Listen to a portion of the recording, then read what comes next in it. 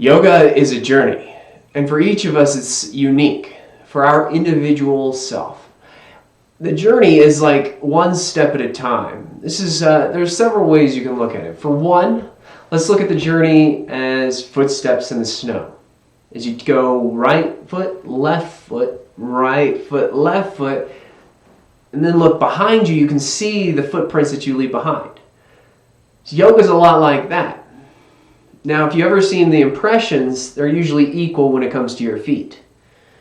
But when you get it started with your yoga journey, they may not always be equal. So we're trying to, create a goal of balance between what we do. Now, you can think of this balance in your journey as physical, just like the footsteps and the indentation in the snow. Another way is to see balance in your breath.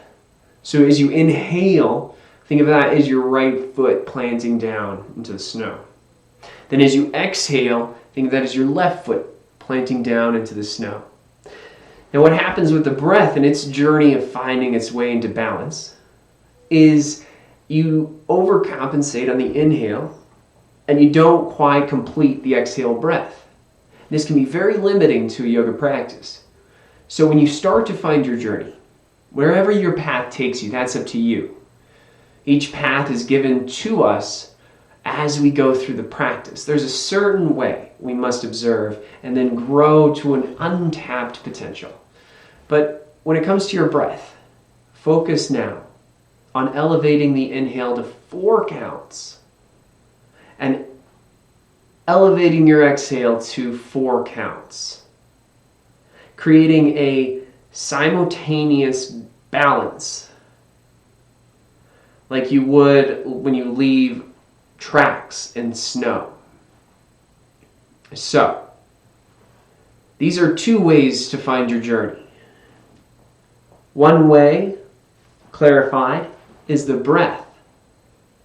The breath allows you to find a balance and harmony between inhale and exhale. The second way is your body. So how you plant your feet into your mat will exercise how you place your feet into snow.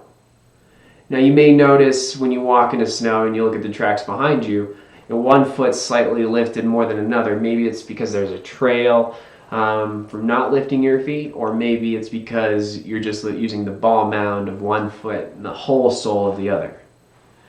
In yoga, in your practice, your asana needs to find an even plant, an even distribution of weight. So when you press into your right heel of your foot, you push into your left heel of your foot. Press into the ball mound of your right foot from behind your big toe to your pinky toe, and you push evenly through the ball mound of your left. You do this similar to how you would walk into snow. You'll exactly know where you came from.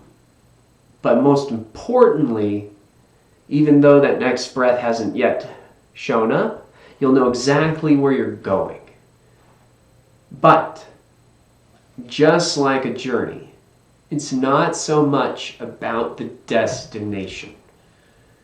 You want to be very present, very comfortable in observing how your breath and your body go together like this. Now, just a quick coincidence or some synchronicity within the breath and the body. When you count 4, inhale 4 counts, and exhale 4 counts, you should also be counting out 4 corners of your feet. Now, I'm sure you've heard of this technique, but when you set up your foundation, settle into the soles of your feet. That is the 4 corners of your foundation. Once again, that is the ball mound of your foot from big toe to pinky toe, and then the heel of your foot. Equally spread out. This isn't your toes, right? This is the sole of your foot, the 4 corners of your foundation. Now everything stems from that, right? Every flower, every tree stems from its roots. The sole or the 4 corners are your roots. The journey needs these roots. The journey must be from the ground up. So enjoy your yoga practice. I hope this helps. focus on your journey, because you know what yoga is. Yoga is a constant evolution of yourself, mentally, physically, and spiritually. So, namaste, and be well.